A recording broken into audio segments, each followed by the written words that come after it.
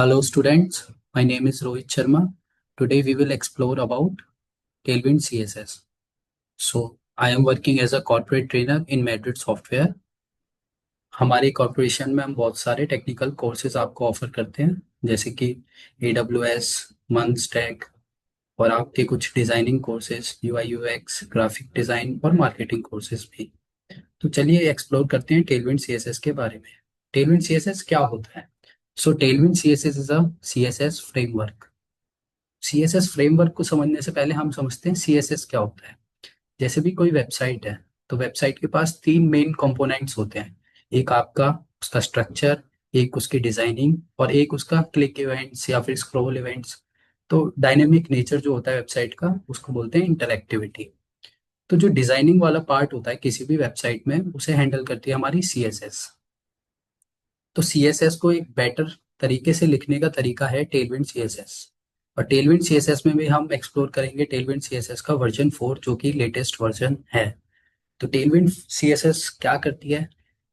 इसके 3 से 4 प्रिंसिपल्स हैं जिनको हमें समझ लेना चाहिए। एक तो ये मोबाइल फर्स्ट डिजाइन को फॉलो करती है। मोबाइल फर्स्ट डिजाइन का मतलब क्या होता है? हमने कई सारी वेबसाइट्स एक्सप्लोर करी हैं जो फोन पे ढंग से रिस्पॉन्सिव नहीं होती लेकिन वेब पर अच्छी रिस्पॉन्सिव होती हैं। तो अगर हम मोबाइल फर्स्ट प्रिंसिपल का यूज करेंगे, दैट इज अगर हम टेलविंड सीएसएस का यूज करेंगे तो हमें रिस्पॉन्सिवनेस के साथ ज्यादा दिक्कत नहीं होगी। ठीक है। बट रिस्पॉन्सिवनेस हमें मैनेज करनी पड़ेगी लेकिन हम उसको इजीली मैनेज कर सकते हैं अगर टेलविंड सीएसएस का यूज करें। उसके बाद देखते हैं कि जो हम नॉर्मल सीएसएस लिखते थे वो कैसी होती है और जो हम टेलविंड सीएसएस लिखते हैं वो कैसी दिखती है। तो ये मैंने एक नॉर्मल सीएसएस लिखी है। इसमें क्या किया है मैंने? कलर दिया है मेरे टेक्स्ट को ब्लू।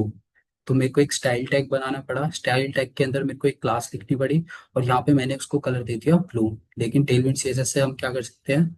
सिर्फ एक कलर देने के लिए मेरे को एक एक्स्ट्रा टैग यहाँ पे यूज करना पड़ा। तो इस तरीके की सीएसएस को बैड प्रैक्टिस बोलते हैं। तो इसकी अच्छी प्रैक्टिस क्या होती है कि मैं एक डिफरेंट फाइल बनाऊं और वहां पे यूज करूं नॉर्मल सीएसएस को यूज करने के लिए। लेकिन टेलविंड सीएसएस क्या करते हैं कि ये हमें एक क्लास फंक्शन देती है। क्लास के अंदर हम क्या डाल सकते हैं कि हमारे टेक्स्ट का कैसा कलर होगा। तो मैंने कलर क्या दे दिया? ब्लू।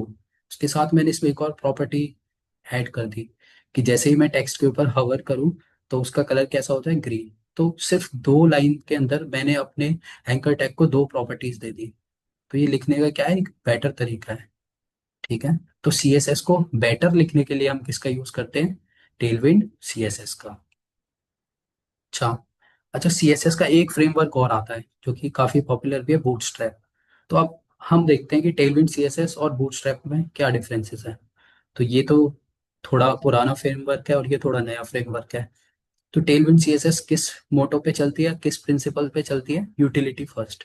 यूटिलिटी का मतलब है कि जैसी हमारी यूज केस है उस हिसाब से हम टेलविंड सीएसएस को मैनिपुलेट कर सकते हैं।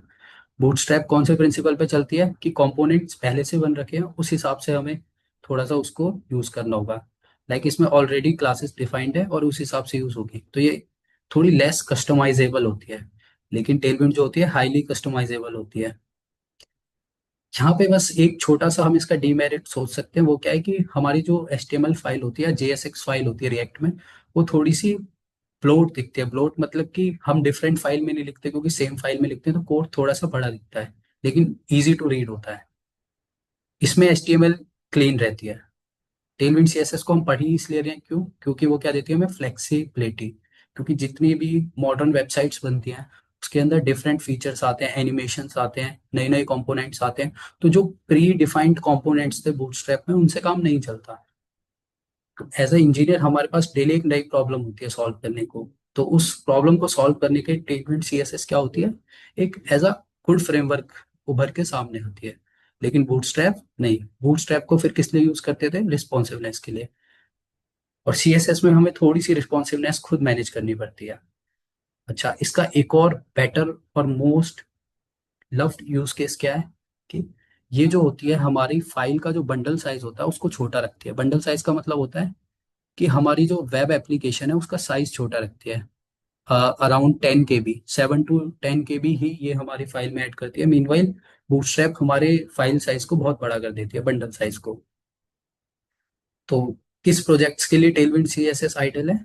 जिनके अंदर बहुत ज्यादा कस्टमाइजेशन आती है, जिन प्रोजेक्ट्स के अंदर बहुत ज्यादा कस्टमाइज है कि मेरे को बटन के पास ये एनिमेशन चाहिए, हवर के टाइम पे ऐसे कलर चेंज हो, यहाँ पे ये वेरिएबल का यूज करो। तो फिर डिफरेंट जितने भी कस्टमाइज अगर मेरे को वेबसाइट बनानी है तो मैं किसको ऑप्ट करूंगा, टेलविंड सीएसएस को, बूटस्ट्रैप को नहीं करूंगा। बूटस्ट्रैप को कब ऑप्ट करेंगे, जब ऑलरेडी गिवन लेआउट्स हमारे पास हैं, या फिर लेगेसी सिस्टम्स के लेआउट्स लिखने हैं, ज्यादा कस्टमाइज नहीं करना, ज्यादा मॉडर्न इफेक्ट उसे नहीं देना, तब हम बूटस्ट्रैप यूज करते थे। लेकिन मॉडर्न वेबसाइट्स में आजकल गुड प्रैक्टिस क्या है, टेलविंड सीएसएस का यूज करना। और सेकेंडली ये developer developer to developer depend करता है कि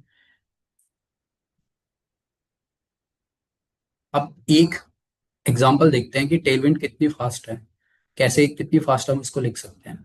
तो ये एक एग्जाम्पल है कि H T M S C S S और फाइल्स मैंने लिखी, कितनी देर में लिखी, क्लास 1 बनाई, क्लास 2 बनाई, उसके बाद मैंने इसकी सी एस एस फाइल लिखी, इसकी सी एस एस फाइल लिखी, फिर इनकी ये सारा मैंने कोड किया। मेरे को टोटल टाइम कितना लगता है, अराउंड 30 मिनट्स। ये इंडस्ट्री टाइम बता रहा हूँ, मतलब प्रोडक्शन में भी आप लिखोगे आपको लगभग इतना ही टाइम लगेगा। लेकिन अगर मैं वही सेम कोड टेलविंड के साथ लिखता हूँ, तो मेरे को क्या लिखनी है, सिर्फ HTML लिखनी है, उसके ऊपर क्लासेस देनी है। एक क्लास देने में कितना टाइम लगता है, 0 minute. Within seconds we can give classes to our HTML। और हमारी CSS तो ऑलरेडी रिटर्न है, तो हमें सिर्फ क्लासेस देनी है। जैसे डिस्प्ले फ्लेक्स की जगह टेलविंड CSS में मैं क्या यूज कर सकता हूँ, फ्लेक्स यूज कर सकता हूँ। Okay, write CSS faster with Tailwind by not writing CSS। So that's it.